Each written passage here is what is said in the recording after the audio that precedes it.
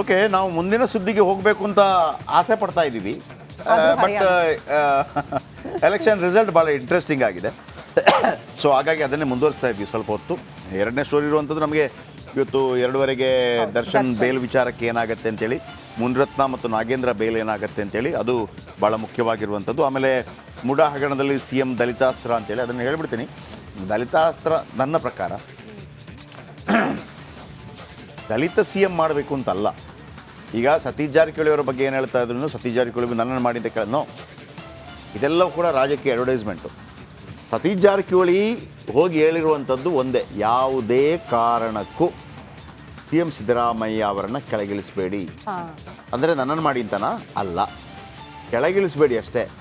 ಇಳಿಸಿದರೆ ಮತ್ತೆ ನಿಮ್ಗೆ ಗೊತ್ತಲ್ಲ, ಹಿಂದಿ ಚಿತ್ರಾನ್ನ ಆಗ್ಬಿಡ್ತದೆ. ಅವ್ರದ್ದೇ ಸ್ಟೈಲಲ್ಲಿ ಹೇಳಿದ್ರೆ ಅವ್ರು ಹಂಗೆ ಹೇಳಿರ್ಬೋದು ಅಂತ. ಈ ಸ್ಟೈಲಲ್ಲಿ ಹೇಳಿರೋದಿಲ್ಲ, ಅವರು ಭಾಳ ಸ್ಮೂತಾಗಿ ಹೇಳಿರ್ತಾರೆ. ಬಟ್ ಅವರ ವಿಷಯ ಇಷ್ಟ ಆಗಿರುತ್ತೆ. ಅವರು ಸತೀಶ್ ಜಾರಕಿಹೊಳಿ ಹೈಕಮಾಂಡ್ಗೆ ನೋಡಿ, ದಯವಿಟ್ಟು ಅವ್ರೇನಾದ್ರು ಇಳಿದ್ಬಿಟ್ರೆ ಕಷ್ಟ ಆಗ್ಬಿಡ್ತದೆ ಅಂದರೆ ಈಗ ಅವ್ರ ಸ್ಟೈಲ್. ದ ಒರಿಜಿನಲ್ ಸ್ಟೈಲ್ ಹೆಂಗೆ ಅಂತಂದರೆ, ಸಿದ್ದರಾಮಯ್ಯನವರನ್ನು ಹೊರತುಪಡಿಸಿ ಈ ಸಂದರ್ಭದಲ್ಲಿ ಬೇರೆ ಯಾರನ್ನಾದರೂ ಮಾಡಿದ್ರು ಕೂಡ ಪಕ್ಷ ಉಳಿಯಲ್ಲ, ಪಕ್ಷ ಛಿದ್ರ ಆಗತ್ತೆ. ಆಮೇಲೆ ಸಿದ್ದರಾಮಯ್ಯ ಇಲ್ಲದೆ ನಾವೆಲ್ಲ ಇರೋಕ್ಕಾಗಲ್ಲ ಪಾರ್ಟಿಯಲ್ಲಿ, ನಾವು ನಮ್ಮದು ನೋಡ್ಕೋಬೇಕಾಗತ್ತೆ ಅನ್ನೋದನ್ನು ಹೇಳಿರೋದಿಲ್ಲ. ಆದರೆ ಪರೋಕ್ಷವಾಗಿ ಸಂದೇಶ ರವಾನೆ ಮಾಡ್ತಾರೆ. ಅದು ಬಿಟ್ಟು ನಾನು ಮುಖ್ಯಮಂತ್ರಿ ಆಗ್ತೀನಿ, ದಲಿತ ಮುಖ್ಯಮಂತ್ರಿ ಮಾಡಿ, DK ಅವ್ರನ್ನ ಮುಖ್ಯಮಂತ್ರಿ ಮಾಡಬೇಡಿ ಅನ್ನುವಂಥ ಮಾತುಗಳು ಚರ್ಚೆ ಆಗಿಯೇ ಇಲ್ಲ. ಬೇಕಿದ್ರೆ ಸತೀಶ್ ಜಾರಕಿಹೊಳಿ ಅವ್ರ ಹತ್ರ ಕೇಳ್ಕೊಳ್ಳಿ.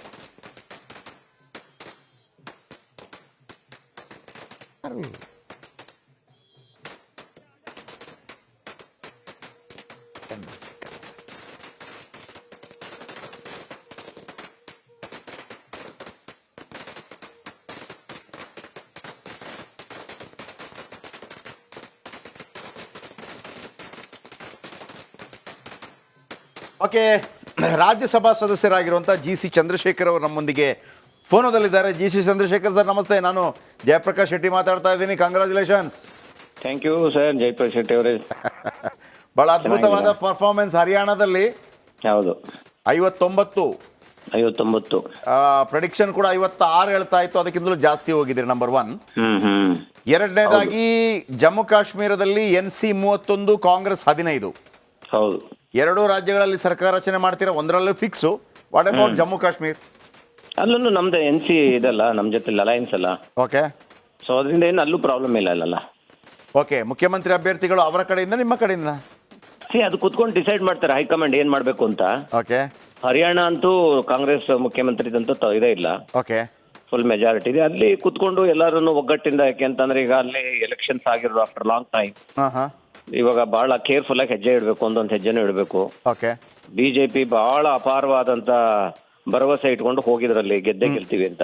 ಅಲ್ಲಿಂದ ಕಾಶ್ಮೀರದಿಂದ ಪ್ರಾರಂಭ ಮಾಡಬೇಕು ಅಂತ ಅವರು ತಗೊಂಡಂತ ನಿಲುವುಗಳು ಏನಿದೆ ಕಳೆದ 4-5 ವರ್ಷಗಳಿಂದ ಜಮ್ಮು ಕಾಶ್ಮೀರದ ಬಗ್ಗೆ, ಅದೆಲ್ಲದಕ್ಕೂ ಕೂಡ ಇವತ್ತು ಜನ ಉತ್ತರ ಕೊಟ್ಟಿದ್ದಾರೆ. ಓಕೆ, ಸೊ ಅದರಿಂದ ಈಗೆಲ್ಲ ಇನ್ನ ಮುಂದಕ್ಕೆ BJP ಇದು ಇನ್ನ ಫಾಲ್ ಡೌನ್ ನನ್ನ ಪ್ರಕಾರ.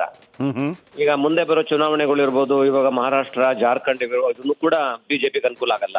ಓಕೆ, ಹಂಗಾಗಿ ಯಾವುದೇ ಚುನಾವಣೆಗಳು ಬಂದ್ರು ಮುಂದಿನ ದಿನಗಳಲ್ಲಿ BJP ಡೌನ್ ಫಾಲ್ ಸ್ಟಾರ್ಟ್ ಆಗಿದೆ. ಕಾಂಗ್ರೆಸ್ ಇನ್ನ ಮುಂದಕ್ಕೆ ಸ್ಟಾರ್ಟ್ ಆಗುತ್ತೆ. ಓಕೆ, ಈಗ ಹರಿಯಾಣದಲ್ಲಿ ಭೂಪೇಂದ್ರ ಸಿಂಗ್ ಅವರಾಗ್ತಾರ ಅಥವಾ ಯಾರು? ಸೆಲ್ಜಾ ಯಾರಿಗೆ ಅಂದ್ರೆ ದಲಿತ ನಾಯಕಿ ಯಾರಿಗೆ ಮಣೆ ಸಿಗಬಹುದು ಅಂತ ನಿಮ್ಗೆ ಅನಿಸ್ತಾ ಇದೆ? ಕೂತ್ ಮಾತಾಡ್ಬೇಕು. ಈಗ ಪ್ರತಿ ಒಂದು ರಾಜ್ಯದಲ್ಲೂ ಕೂಡ ಈ ಕಾಂಗ್ರೆಸ್ ಪಕ್ಷ ಅಥವಾ ಯಾವುದೇ ಪೊಲಿಟಿಕಲ್ ಪಾರ್ಟಿನಲ್ಲಿ ಒಂದು ಕಾಂಪಿಟೇಷನ್ ಇರೋದು ಸಹಜ. ಹೌದು, ಮುಖ್ಯಮಂತ್ರಿ ಆಗ್ಬೇಕಂತ ಯಾಕೆಂದ್ರೆ 10 ವರ್ಷದ ನಂತರ ಇವಾಗ ಕಾಂಗ್ರೆಸ್ ಅಧಿಕಾರಕ್ಕೆ ಬಂದಿದೆ ಅಲ್ಲಿ. ಅದರಿಂದ ಈಗ ಅವರು ಕುಮಾರಿ ಶೆಲ್ಜಾ ಅವರು ಇವಾಗ ಆಲ್ರೆಡಿ MP ಇದ್ದಾರೆ ಈಗ. ಸೊ ಆಮೇಲಿಂದ ಇಬ್ಬರದು ಕೂಡ ಕೊಡುಗೆ ಇದೆ, ಅದ್ರೊಳಗೆ ಸುರ್ಜೇವಾಲ್ ಅವ್ರದ್ದು ಕೂಡ ಕೊಡುಗೆ ಇದೆ ಆ ರಾಜ್ಯ ಗೆಲ್ಲೋದಿಕ್ಕೆ. ಆದ್ರಿಂದ ಅಲ್ಲಿ ನಮ್ಮ ಹೈಕಮಾಂಡ್ ಏನ್ ನಿರ್ಧಾರ ತಗೊಳ್ಳೋದು ಅದಕ್ಕೆ ಎಲ್ಲರೂ ಭದ್ರ ಆಗ್ತಾರೆ. ಯಾರನ್ನು ಕೂಡ ಹೈಕಮಾಂಡ್ ಏನ್ ಡಿಸಿಷನ್ ಇದೆ ಅದನ್ನ ವಿರೋಧ ಮಾಡೋಂತ ಇದು ಯಾರು ಇಲ್ಲ. ಓಕೆ, ಪಕ್ಷದ ಚೌಕಟ್ಟಿನಲ್ಲೇ ತೀರ್ಮಾನ ಆಗುತ್ತೆ ಯಾರು ಮುಖ್ಯಮಂತ್ರಿ ಅನ್ನೋದು. ಯಾವ ವಿಚಾರಗಳು ಹರಿಯಾಣದಲ್ಲಿ ನಿಮಗೆ ಪ್ಲಸ್ ಪಾಯಿಂಟ್ ಅಂತ ಅನ್ಸುತ್ತೆ? ಜವಾನ್, ಕಿಸಾನ್ ಮತ್ತು ಪೈಲ್ವಾನ್. ಒಂದ್ ಮಾತು ನಾನು ಹೇಳೋದು, ಹೇಳಿ ಸರ್. ಇಲ್ಲಿ ಆಂಟಿ ಇನ್ಕಂಬೆನ್ಸಿನೇ, ಆಮೇಲೆ BJPದು ಕಳೆದ 10 ವರ್ಷಗಳ ಒಂದು ಆಡಳಿತ ಏನಿದೆ, ಅದೇ ಇವಾಗ ಆಂಟಿ ಇನ್ಕಂಬೆನ್ಸಿ ಮೇನ್ ಆಗಿ ನನ್ನ ಪ್ರಕಾರ. ಓಕೆ, ಮಿಕ್ಕಿದ್ದೆಲ್ಲ ಪ್ರಸ್ತುತ ಬೆಳವಣಿಗೆಗಳು ಇರ್ಬೋದು, ಆಮೇಲೆ ನಾವು ಕೊಡುವಂತ ಕೆಲವು ಇದು ಆಶ್ವಾಸನೆಗಳು ಇರ್ಬೋದು, ಅವ್ರು ಕೊಡುವಂತ ಆಶ್ವಾಸನೆಗಳು ಅದು ನಂತರದ ದಿನದಲ್ಲಿ ಕ್ಯಾಲ್ಕುಲೇಷನ್ ಬರುತ್ತವೆ. ಫ್ಯಾಂಟಾಸ್ಟಿಕ್.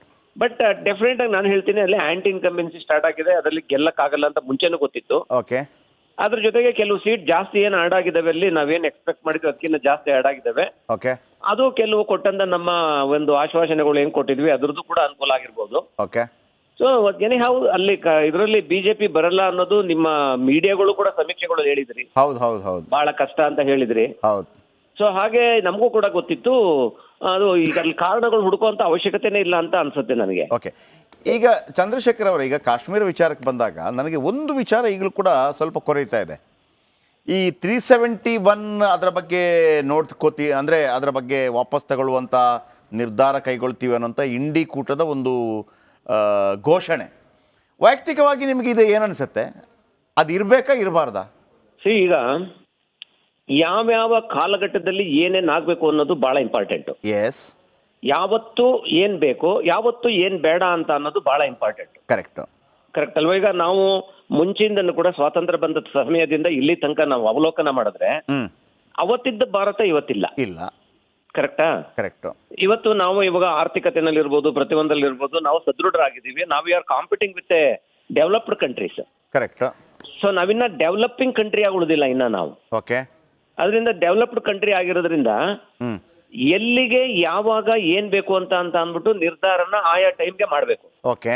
ಈಗ ಆರ್ಟಿಕಲ್ 371 ಈಗ ನಾವೇನು ಕಾಂಗ್ರೆಸ್ನವರಾಗ್ಲಿ ಅಥವಾ ಅಲೈನ್ಸ್ನವರು ಏನು ಆಶ್ವಾಸನೆ ಕೊಟ್ಟಿದ್ವಿ ಎಲೆಕ್ಷನ್ಗಿಂತ ಮುಂಚೆ, ಅದರ ಸಾಧಕ ಬಾಧಕನ ನೋಡ್ಕೊಂಡು ಅದನ್ನ ತೀರ್ಮಾನ ತಗೋಬೇಕೇ ಹೊರತು ಅದನ್ನ ಅವ್ರು ಹಾಕಿದರೆ ನಾವು ತೆಗಿಬೇಕು, ನಾವು ತೆಗಿತೀವಿ, ನಾವು ಹಾಕಿದ್ದಾರೆ ಅನ್ನೋದು ಸರಿ ಇಲ್ಲ.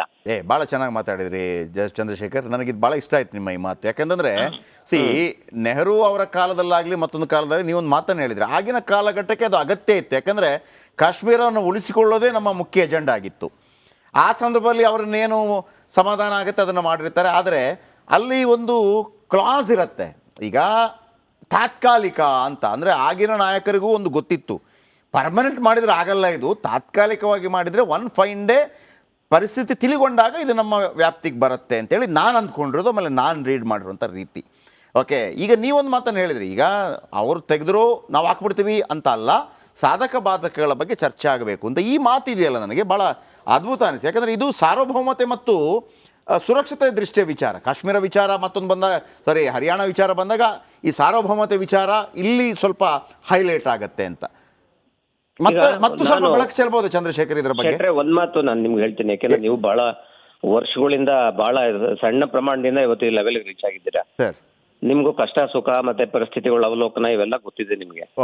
ಯಾವಾಗ ಏನ್ ಮಾತಾಡ್ಬೇಕು, ಏನ್ ಮಾತಾಡಬಾರ್ದು, ಏನ್ ಮಾತಾಡಿದ್ರೆ ಏನಾಗುತ್ತೆ ಅಂತ. ಕೆಲವು ಟೈಮ್ ನಿಮ್ಗೆ ಇಷ್ಟ ಇಲ್ದ ಇದ್ರು ಮಾತಾಡ್ತೀರಾ, ಇಷ್ಟ ಇದ್ರು ಮಾತಾಡ್ತೀರಾ, ಇವೆಲ್ಲ ಕಾಮನ್ ಒಂದು ಇದರಲ್ಲಿ ನೀವು ಯಾವ್ದಾದ್ರು ಒಂದು ಮುನ್ನಡೆಸ್ತಿದ್ದಾಗ. ಆದ್ರೆ ಇಲ್ಲಿ ನಮ್ಗೆ ಆಲ್ರೆಡಿ 78 years ಆದ್ರೂ ಸ್ವಾತಂತ್ರ್ಯ ಬಂದು ಇವಾಗ್ಲೂ ಕೂಡ ನಮ್ಮ ಪಾವರ್ಟಿಯಿಂದ ಸಂಪೂರ್ಣವಾಗಿ ಹೊರಗಡೆ ಬರ್ಲಿಕ್ಕಾಗಿಲ್ಲ. ಕರೆಕ್ಟಾ? ಕರೆಕ್ಟ್. ಬಡವರು ಬಡವರಾಗೇ ಇದಾರೆ ಇನ್ನ. ಇದನ್ನು ನೀವು ಈಗ ಚಂದ್ರಶೇಖರ್ ಅವರೇ, ನಾನು ಇದನ್ನು ಕೇಳಿಸ್ಕೊತೀನಿ, ನಾವು ಅದನ್ನ ಡಿಬೇಟ್ ಮಾಡುವ. ಇದನ್ನ ನೀವು ಬಿಜೆಪಿ ಅವ್ರಿಗೆ ಹೇಳಿದ್ರೆ ಏನ್ ಹೇಳ್ತಾರೆ ಗೊತ್ತಾ? ನೀವಲ್ವಾ ಇದ್ದದ್ದು ಅಧಿಕಾರದಲ್ಲಿ? ಯಾರಾದ್ರೂ ಇರ್ಲಿ, ನಾನು ಹೇಳೋದು ನಾವಾಗ್ಲಿ ಅವ್ರ, ನಾನು ಪಕ್ಷದ ಹೇಳ್ತಾ ಇಲ್ಲ. ಅರ್ಥ ಆಯ್ತು. ಒಬ್ಬ ಭಾರತೀಯ ನಾಗರಿಕನಾಗಿ ವಾಸ್ತವಿಕತೆಯ ಇದನ್ನ ಅರ್ಥ ಮಾತಾಡ್ಬೇಕಂದ್ರೆ ಫ್ಯಾಂಟಾಸ್ಟಿಕ್.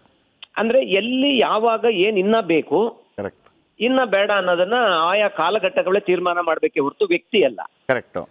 ಗೊತ್ತಾಯ್ತಾ? ಅಲ್ಲಿಯ ಒಂದು ಸಿಸ್ಟಮ್ ಏನಿರುತ್ತೆ. ಈಗ ನಾನು ಜಮ್ಮು ಕಾಶ್ಮೀರ ಕೇಳ್ತಾ ಇರೋದು ನಾನು, ಬೈ ಚಾನ್ಸ್ ಅದ್ರ ಅವಶ್ಯಕತೆ ಇನ್ನ ಇದೆ ಅಂತ ಅಲ್ಲಿ ಜನಕ್ಕೆ ಅನ್ಸಿದ್ರೆ, ಮತ್ತೆ ಅಡ್ಮಿನಿಸ್ಟ್ರೇಷನ್ಗೆ ಅನ್ಸಿದ್ರೆ, ಇದನ್ನ ಒಮ್ಮತವಾಗಿ ಎಲ್ಲಾರನ್ನೂ ಕಾನ್ಫಿಡೆನ್ಸ್ ತಗೊಂಡು ಕಂಟಿನ್ಯೂ ಮಾಡೋದಾಗ್ಲಿ ಅಥವಾ ತೆಗಿಯೋದಾಗ್ಲಿ ಇನ್ನೊಂದು ಏನೇ ಮಾಡ್ಬೇಕಲ್ಲ.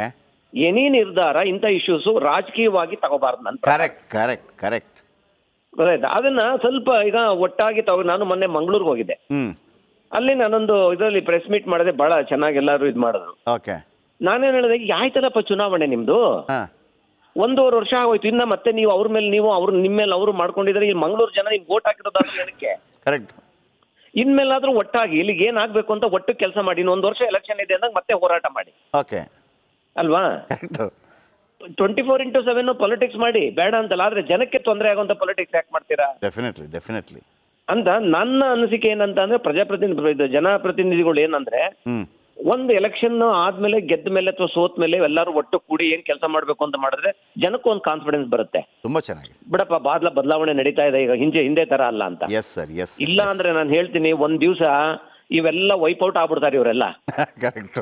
ಹೊಸ ನೀರು ಯಾವ ರೀತಿ ಬರ್ತದೆ ಅಂದ್ರೆ ಇದನ್ನೆಲ್ಲ ಕೊಚ್ಕೊಂಡು ಹೋಗ್ಬಿಡ್ತದೆ ಒಂದ್ ದಿವಸ. Correct correct correct correct. ಸಮಾಜದ ಕಾಳಜಿನೇ ಇಲ್ಲ, ಬರೀ ನಾವು ಹೋರಾಟನೇ ಮಾಡ್ತೀವಿ, ರಾಜಕಾರಣಿಗಳು ಬರೀ ರಾಜಕೀಯಕ್ಕೆ ಉಪಯೋಗಿಸ್ತೀವಿ ಅಂತ ಅನ್ನೋದು ಬಹಳ ನಾನು ವಿರೋಧ ಮಾಡ್ತೀನಿ ಅದಕ್ಕೆ. ಭಾಳ ಅದ್ಭುತವಾಗಿ ಮಾತಾಡಿದ್ರಿ ಚಂದ್ರಶೇಖರ್ ಅವರೇ, ಒಳ್ಳೆಯದಾಗಲಿ. ಥ್ಯಾಂಕ್ ಯು ವೆರಿ ಮಚ್ ನಮ್ಮ ಜೊತೆ ಇಷ್ಟೊತ್ತು ಮಾತನಾಡೋದಕ್ಕಾಗಿ. KPCC ಕಾರ್ಯಾಧ್ಯಕ್ಷರು ಮತ್ತು ರಾಜ್ಯಸಭಾ ಸದಸ್ಯರು. ಆಮೇಲೆ ಹಿಂದೆ ನಾನು ಕೆಲವೆಲ್ಲ ಸ್ಟೋರಿ ಮಾಡಿದೆ ತುಂಬ. ಆಮೇಲೆ ಕನ್ನಡದ ಬಗ್ಗೆ ತುಂಬ ಅದ್ಭುತವಾಗಿ ಬರೆದು ಹಾಕ್ತಾ ಇರ್ತಾರೆ ಅವರು ಫೇಸ್ಬುಕ್ಕಲ್ಲೆಲ್ಲ. ಏನೆಲ್ಲ ಗೊತ್ತಿರೋ ವಿಚಾರ ಎಲ್ಲ ಬರೆದು ಹಾಕ್ತಾ ಇರ್ತಾರೆ, ಅಂದರೆ ಅದ್ರ ಬಗ್ಗೆ ಮಾತಾಡ್ತಾ ಇರ್ತಾರೆ.